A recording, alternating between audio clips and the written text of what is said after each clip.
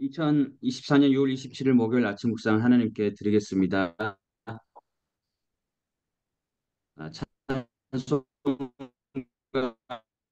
429장입니다. 찬송가 429장입니다. 세상 모든 풍파 너를 흔들어 약한 마음 낙심하게 될 때에 내려주신 주의 복을 세어라.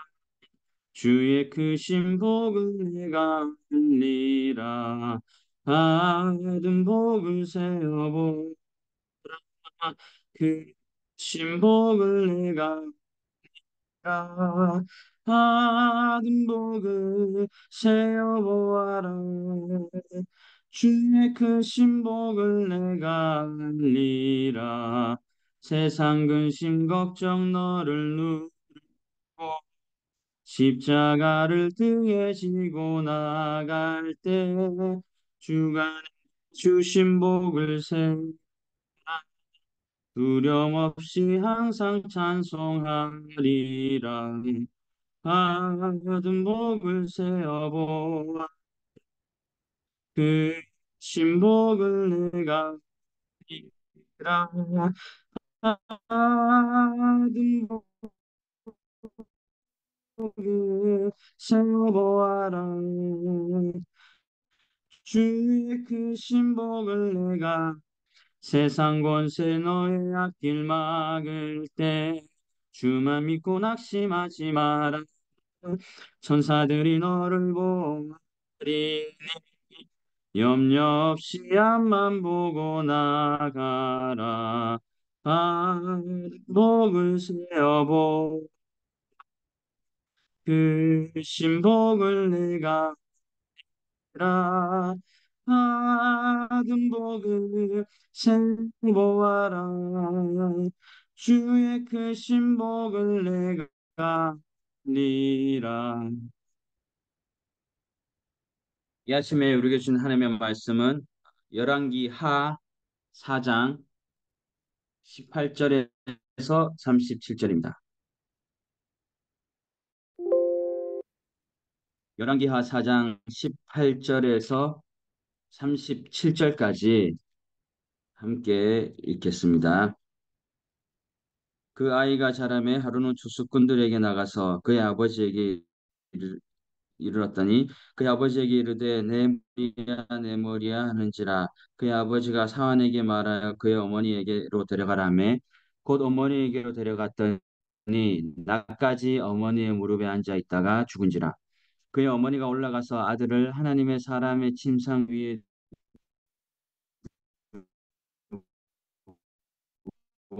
문을 닫고 나와 그 남편을 불러 이르되 청하건 사환 한 명과 있어 내가 하나님 초하루도 아니요 안식일도 아니거늘 그대가 오늘 어찌하여 그에게 나아가고자 하느냐 하는지라. 여인이 이르되 평안을 비나이다 하니라. 이에 나귀의 안장을 지우고 자기 사환에게 이르되 몰고 가라. 내가 말하지 아니하거든 나를 위하여 달려가기를 멈추지 말라 하고 드디어 갈멜산으로 가서 하나님의 사람에게로 나아가니라. 하나님의 사람이 멀리서 그를 보고 자기 사한 게하시에게 이르되 저기 수냄 여인이 있도다. 너는 달려가서 그를 맞아 이르기를 너는 평안하냐? 내 남편이 평안하냐? 아이가 평안하냐? 하라 하였더니 여인이 대답하되 평안하다 하고 산에 이르러 하나님의 사람에게 나아가서 그 발을 아는지라. 게하시가 가까이 와서 그를 물리치고자 하매 하나님의 사람이 이르되 가만두라. 그의 영혼이 괴로워하지만은 여호와께서 내게 숨기시고 이르지 아니하셨도다 하니라. 여인이 이르되 내가 내 주께 아들을 구하더이까 나를 속이지 말라고 내가 말하지 아니하더이까 하니 엘리사가 게하시게 이르되 내 허리를 묶고 내 지팡이를 손에 들고 가라. 사람을 만나거든 인사하지 말며 사람이 내게 인사할지라도 대답하지 말고 내 지팡이를 그 아이 얼굴에 놓으라 하는지라. 아이의 어머니가 이르되 여호와께서 살아계신가 당신의 영혼이 살아 계심을 두고 맹세하노니 내가 당신을 떠나지 아니하리이다. 엘리사가 이에 일어나 여인을 따라가니라.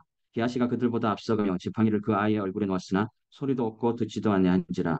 돌아와서 엘리사를 맞아 그에게 말하여 아이가 깨지 아니하였나이다 하니라.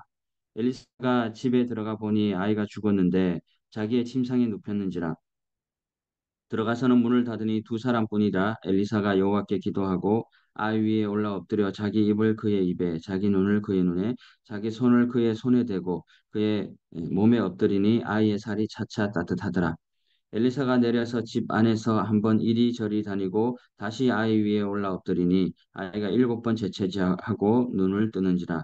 엘리사가 게하시를 불러 저 수냄 여인을 불러오라 하니 곧 부름에 여인이 들어가니 엘리사가 이르되 내 아들을 데리고 가라 하니라. 여인이 들어가서 엘리사의 발 앞에서 땅에 엎드려 절하고 아들을 안고 가니라. 아멘. 말씀을 준비하다가 보면 어떠한 주제를 가지고 시리즈로 책을 써보고 싶다는 생각을 할 때가 종종 있습니다. 여러 가지 주제들이 있겠지만은 저는 주연보다는 조연으로 살아간 성경 인물을 중심으로 글을 써보고 싶다는 생각을 한 적이 있습니다. 모세를 모세 되게 하고 다윗을 다윗 되게 하고 또 바울을 바울 되게 한 주변 사람들이 사실은 있거든요. 지금까지도 그렇지만 초대 한국교회 역사에서 여성의 역할이 컸던 것처럼 성경에도 여성들을 중심으로 한 글을 써보고 싶다는 생각도 한 적이 있습니다. 그래서 나와 같은 관점으로 책을 쓴 사람들이 있겠지 하고 그 여성에 관한 성경 여성 인물에 관한 책을 좀 많이 수집하기도 했었습니다. 그랬더니 외국 서적은 정말 말할 것도 없고 여성이 여성 관점에서 특유의 그 감수성으로 잘 풀어낸 책들이 많이 있다는 것 또한 알게 됐습니다. 오늘 본문 또 구약의 많은 훌륭한 여인들 중에 특별히 히브리서에도 나오는 이 여인인데 우리의 마음을 끄는 인상적인 여인의 이야기가 나오고 있습니다. 우리가 다 아는 이야기죠. 그녀의 이름은 성경은 숨기고 있고 밝히지 않은 채 귀한 여인으로만 소개되어 있습니다. 다만 그녀가 살았던 지방의 이름을 붙여서 수냄 여인으로 불려지고 있을 뿐입니다. 하나님의 사람 엘리사를 지극정성으로 섬겼던 수냄 여인에게 하나님께서 생각지도 못한 선물을 주셨습니다. 어제 봤지만 바로 자녀가 없는 그녀에게 아들을 주신 것입니다. 하나님을 사랑하고 또 그 마음으로 엘리사에게 대가를 바라는 마음 없이 순전하게 섬긴 그녀에게 하나님께서 허락하신 최고의 은혜였습니다. 그런데 오늘 본문에는 하나님의 은혜를 누리던 수냄 여인에게 상상할 수 없는 큰 수냄 여인의 아이가 자랐습니다. 어느 날 추수꾼에게 가서 그의 아버지에게 이르렀을 때 머리를 아파합니다. 19절에 내 머리야, 내 머리야 이렇게 하죠. 그러자 그의 아버지는 사원에게 말하여 그의 어머니에게 아이를 보냅니다.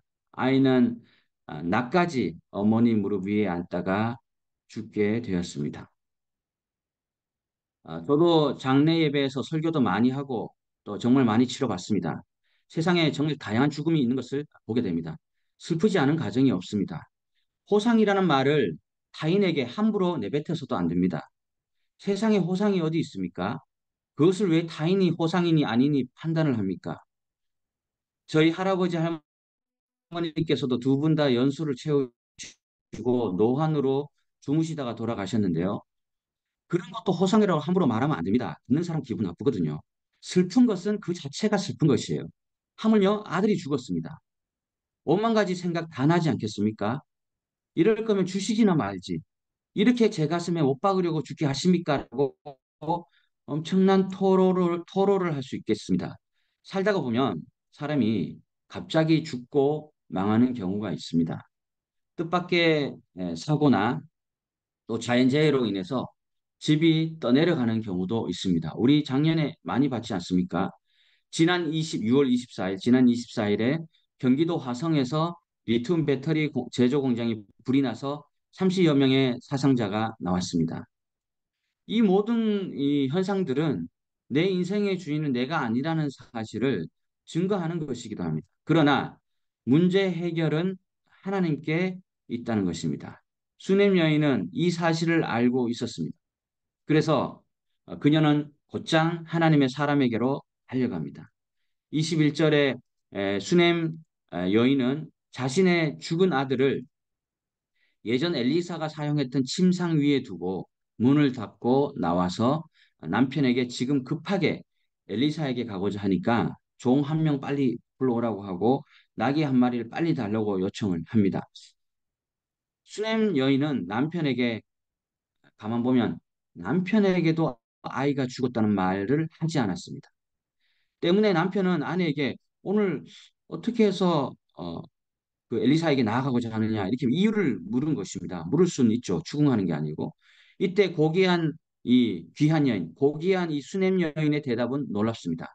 23절에 보면 평안을 비나이다. 이건 무슨 의미냐면 걱정하지 말라는 거예요. 다 잘 될 거니까 뭐 내가 이렇게 급하는 거 너무 걱정하지 말고 있으라는 거예요. 그러면서 수냄 여인은 엘리사에게로 가는데 성경은 계속해서 달려갔다, 달려갔다는 말씀을 하고 있습니다. 22절에 달려갔다 내가 돌아오겠습니다. 24절에 나를 위하여 달려가기를 멈추지 말라. 이렇게 해서 수냄 여인은 뭐 보니까 뭐 40km 떨어져 있다, 뭐 30km 떨어져 어제나 적지 않은 거리입니다. 이 수냄 여인은 갈멜산에 있는 하나님의 사람 엘리사에게로 가는 것입니다. 또 갈멜산의 그 해발도 뭐 가봤지만은 한 500에서 600m 정도 되거든요. 그 정도 됩니다. 근데 이것을 성경은 25절에 하나님의 사람으로 나아가니라라고 성경은 증거하고 있습니다. 그녀의 마음이 그녀의 믿음을 잘 보여주는 행동인 것 같습니다. 그러면서 나는 문제가 생기면은 사람에게로 달려가는지 아니면 뭐 어떻게 할 수 없나 막 이렇게 하는지 아니면 주님께로 달려가는지 돌아보게 되는 모습입니다. 제가 신학교 기숙사에서 생활을 할 때 신학사 기숙사에서만 5년을 생활했는데 4명이 한 방을 사용합니다. 그런데요, 방에 있다가 보면 이 발걸음 소리만으로도 사람을 보지 않아도 누군지 금세 알아차립니다. 그래서 딱 그 사람이 내가 알아차린 사람이 들어와서 보면 생각한 사람이 맞거든요. 근데 사실 그것은 신기한 능력이 아니라 어느 정도의 기간이 지나고 나면 그 사람의 걸음걸이 또 어떤 그런 그 걸음걸이 쏘는 이렇게 발걸음들 이런 다 알게 되는 거예요. 25절에서 엘리사가 멀리서 수냄 여인을 보고 그것을 수냄 여인인지를 알게 되는 아마 멀리 있었을 거예요. 같은 원리입니다. 알게 되는 게. 엘리사는 게하시에게 26절에 의하면 그것을 보고 너는 달려가서 그를 맞으라고 합니다. 저는 달려가서라는 단어가 정말로 큰 은혜로 다가왔습니다. 왜 은혜가 됐겠습니까? 달려가니까, 달려가니까 달려온다는 것입니다. 이 장면을 가만히 떠올려 보면 우리가 하나님께로 달려가면 하나님도 우리를 향해 달려오신다는 것. 나의 속도에 맞춰서 나에게 오신다는 것을 증거하는 말씀이기에 정말로 은혜가 아닐 수 없는 것입니다. 그러면서 자신을 마중 나온 엘리사의 종 게하시의 평안을 묻는 안부 인사가 나오잖아요. 너는 평안하냐? 너희 남편 좀 괜찮아? 잘 지내요? 아이가 좀 잘 지냅니까? 이 물음에 수냄 여인의 대답이 놀랐습니다. 막 울곤불곤 난리 날 것 같은데 수냄 여인은 평안하다. 평안하다고 합니다. 아니 어디 진짜 뭐 아까 전에 말했지만 어디 할아버지 돌아가신 것도 아니고 자기 아이가 죽었잖아요. 자신의 입으로 아이가 죽었다는 소리 한마디도 하지 않고 있다는 사실을 우리는 주목해야 합니다. 27절에 수냄 여인이 엘리사를 만나서 가장 먼저 한 행동은 엘리사의 말을 하는 것입니다. 급해 죽겠는데 말이 먼저 나올 것 같잖아요.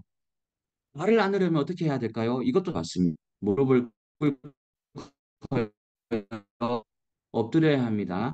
그 발을 아는 것은 철저히 엘리사가 믿는 그 하나님을 붙잡고 하나님의 마치 발을 붙잡는, 않는 그런 의지의 모습을 보여주고 있습니다. 너무 집요하게 끌어안아서 그런지 몰라도 개하시는 여인을 엘리사에게서 떨어뜨려 놓으려고 물리치려고 이렇게 한다 그러잖아요. 그러면서 엘리사는 가만두라. 하나님께서 나에게 이 여인이 왜 이런지 말씀하지 않았다고 합니다. 그렇잖아요. 여러분, 뭐 엘리사라고 다 합니까? 아니에요. 하나님이 말씀하지 않은 것 모른다. 어떤 면에서 우리는 하나님께서 숨기시는 일까지 나는 막 알아내려고 하는 부분도 있는 것 같아요. 그녀의 고통을 제지하지 않으면서 편안하게 해주는 엘리사의 인격이 보입니다. 이어 수넴 여인은 엘리사의 발을 안고는 자기가 아이가 죽었다고 하지 않고 28절에 내가 아들을 구하더이까 나를 속이지 말라고 하지 않았습니까? 라고 합니다. 보기에는 하소연 같지만은 수넴 여인은 믿음의 눈으로 사태를 바라보고 있습니다. 문제를 문제로 보지 않아요. 남편에게도 게하시에게도 자기 입으로 죽었다고 말하지 않았습니다. 왜 그럴까요? 죽었다고 하면 정말 죽기 때문이에요. 여러분 말에는 권세가 있습니다. 다 알고 있어요. 그래서 계속 평안하다, 평안하다 했던 것이에요. 아이를 낳을 수 없던 자신이 하나님의 사람의 능력으로 아이를 갖게 되었다는 것을 분명히 알고 있었습니다. 그래서 모든 것이 하나님께 달려 있는 것처럼 달려왔다는 것입니다. 30절에서 수넴 여인은 엘리사에게 내가 당신을 떠나지 아니하리다. 와, 이 상황에서 떠나지 않겠대요. 이 말씀은 어디서 많이 듣던 말씀 같아요. 엘리야가 승천하기 전에 제자 엘리사가 스승 엘리야에게 했던 말, 그것도 세 번이나 2장에서 2장 2절, 4절, 6절인가 어쨌거나 물을 때마다 했던 말, 반복했던 말과 똑같은 말입니다. 그래서 열왕기서 이 저자는요, 보면 엘리사가 했던 말을 똑같이 하는 이 수넴 여인, 자기가 했던 거를 수넴 여인이 똑같이 해. 얼마나 전율이 일어났겠어요. 와, 이 진짜 믿음, 이게 진짜 믿음이구나. 이걸 알게 되는 거예요. 그러니까 하나님을 얼마나 강하게 믿고 하나님 밖에 없다는 것을 의지하며 붙드는 이 신앙을 보여주고 있는 것이에요. 우리 신앙 인생에서 가장 중요한 것이 있다면 어떠한 상황 가운데서도 하나님을 향한 마음은 잃어버리지 않는다는 것. 하소연하고 이렇게 할 수는 있어요. 그렇지만은 하나님을 향한 마음은 어느 곳에서도 잃어버리지 말아야 된다. 하나님께서 모든 것을 다스리시고 또 이끄시고 인도하시고 책임지심을 우리의 삶에 가장 좋은 것을 주실 주님을 기대하면서 우리 그 하나님에 대한 믿음을 가져야 한다. 그래서 히브리서 11장 4절 믿음이 없이는 하나님을 기쁘시게 하지 못한다. 이 아침에 다른 어떤 것보다 이 수냄 여인의 믿음을 본받아서 하나님께서 기뻐하실 믿음을 구해야 하겠습니다.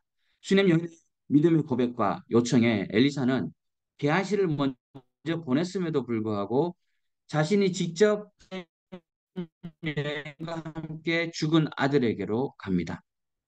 그리고 엘리사가 독특한 방법으로 죽은 아들을 살리게 됩니다. 33절에서 35절에 나오잖아요. 엘리사는 먼저 하나님께 아이를 살려달라고 기도하고, 그리고 입과 입, 눈과 눈, 손과 손을 마주 대합니다. 두 번 동일하게 했더니 살이 따뜻하게 되었다. 그러니까 엘리사가 하는 방법은요, 사실 스승 엘리야가 과부의 죽은 아들을 살릴 때 했던 방법과 동일합니다. 33절에 여호와께 기도했다고 하죠. 들어가서 문을 닫았다고 합니다.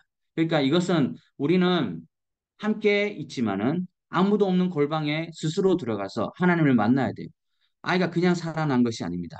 기적의 배후에는 반드시 누군가의 헌신과 기도 또 희생이 따른다는 것입니다. 35절에 일곱번 제기하고 아이가 살아납니다. 아이는 기껏해야 5세 혹은 6세 정도 되었다고 합니다. 37절에 죽었던 아들이 엘리사를 통해 다시 살아서 자신의 품에 안긴다고 생각을 한번 해보십시오. 마치 하나님의 사랑을 안겨준 것 같아요. 다시 한번 그 믿음을 통하여서. 이 말씀을 보면서 우리 캄보디아 사람들의 품에 예수 그리스도를 안겨주어야겠다는 마음을 다시금 되새기게 하는 아침입니다. 오늘 특별히 또 그 선교 협약을 향해 가지고 모이게 되는데 정말 좋은 것 같아요. 이런 모임들이 어떻게든 이 예수 그리스도를 이 사람들의 품에 안겨주어서 이 죽어가는 사람들이 다 죽고 일하지만은 죽어가는 그 영혼들이 너무나 이렇게 그렇잖아요. 긍휼의 마음이 있잖아요. 그런 의미에서 시작되는 이 선교 협약이 너무 좋은 것 같고 여러 가지 어떤 다양한 모습으로 가장 악한 시대에 곳곳에서 정말 하나님의 은혜가 어떻게든 이렇게 꽃을 피우고 있다는 사실이 참 아름다운 것 같습니다. 또 이것을 보면 아이가 죽었어요. 그런데요, 우리 삶 속에 문제가 오면요, 은혜도 옵니다. 문제도 계속되지만 은혜도 계속됩니다. 하나님을 향하여 달려오고 하나님과 함께 하겠다는 귀한 여인의 사랑과 믿음으로 인해서 하나님은 일하기 시작하신 것입니다. 어떻게 살아야 할까요? 엘리사가 아이에게 한 것처럼 나의 눈은 그분의 눈이 되고 나의 입은 그분의 입이 되고 나의 손은 그분의 손이 되어서 맡겨진 사명 잘 감당하여서 온 몸과 마음을 다하여서 하나님의 선교를 감당하는 우리가 되기를 간절히 소망합니다. 잠시 들은 말씀을 위하여 기도하겠습니다. 첫 번째는 나는 어디로 달려가고 있는가?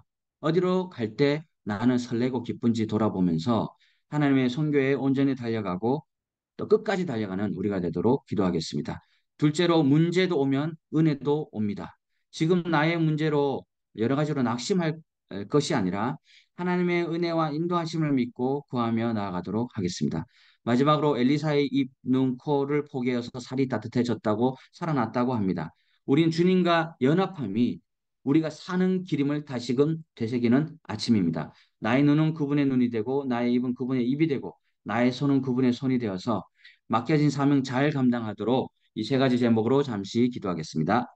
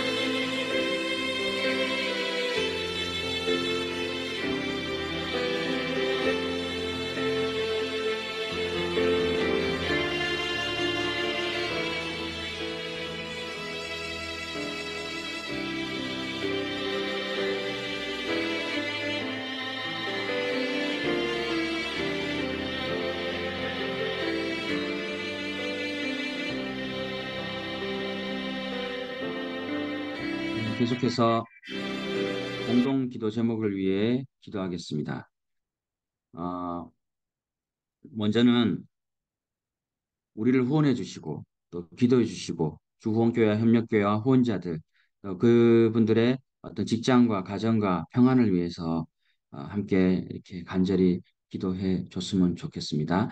그리고 세미 한인 장로교회 또 사역의 방향과 또 건축인 허가와 아름다운 또 그에 맞는 설계도 또 그에 필요한 건축 재정을 위하여 또 이 일을 전체적으로 감당하시는 임창무 목사님과 정유현 선교사님 또 가정과 자녀들 또 성령 충만하여서 또 어떻게 보면 제2기 또 선교 사역을 위해서 힘차게 나아가는데 하나님께서 계속해서 아름답게 펼쳐 나가시도록 모든 재정과 사람들 잘 확보되도록 그것을 위해 간절히 기도하겠습니다.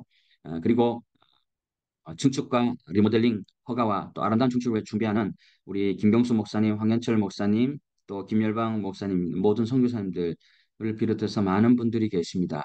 정말 하나님의 뜻 안에서 원하시는 선교지를 아름답게 세워가도록 기도하고 또한 현지 청소년들의 진로와 또 제자 훈련 또 세례들 정말 각 선교지에서 열심히 선교사님들 애쓰고 있는데 그 땀이 또 많은 결실을 맺을 수 있도록 기도하고 또 우리 또 다음으로는 선교사님들의 어떤 재정과 또 한국교회의 부흥을 위해서 계속해서 기도하기를 원합니다. 또한 아, 건강과 자녀 평안이 정말 중요하잖아요. 그래서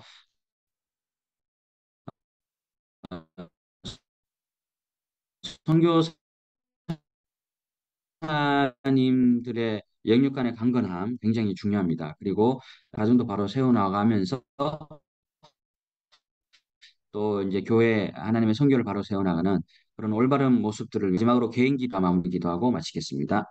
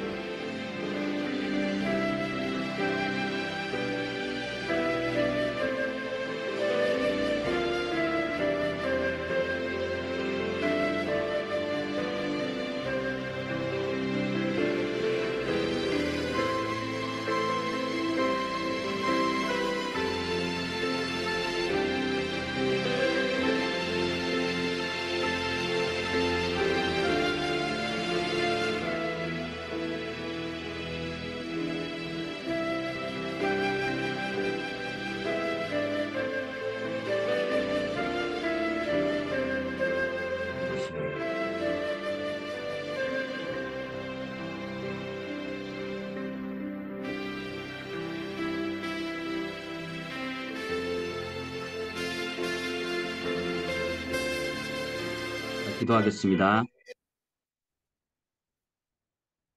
사랑하는 하나님, 우리가 이 고귀한 수님처럼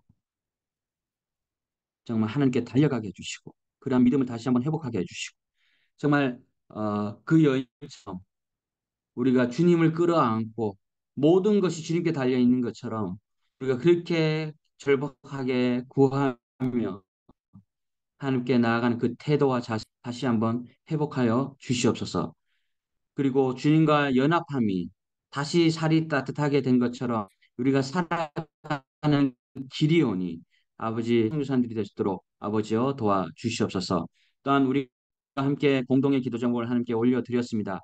시애님 한인 장로교를 사랑하시는 하나님이시여 또 이 교회를 통하여 제2디 사역을 준비 중에 있는 임창국 목사님과 정현 선교사님 가운데 성령 충만함을 다해 주셔서 맡겨진 의 사역 방향과 사역 방향에 맞는 건축 설계도와 인허가와 또 건축 재정 확보를 위해 우리가 힘차게 함께 기도하며 또한 마치 옆에 아론과 훌처럼 함께 세워주며 그렇게 힘있게 협력하며 나아가시도록 아버지가 도와주 아름다운 증축을 준비하고 중인 성사님들이 계십니다. 모든 재정과 또한 사람들 또 그 허가가 잘 이루어져서 하나님 보시기에 아름다운 성교지를 세워나갈 수 있도록 도와주시고 이끌어 주시옵소서. 현지 청소년들의 성경 공부와 제자 훈련 또 세례를 위하여서 앞으로 함께 해주시고 아이들이 세례받고 진실로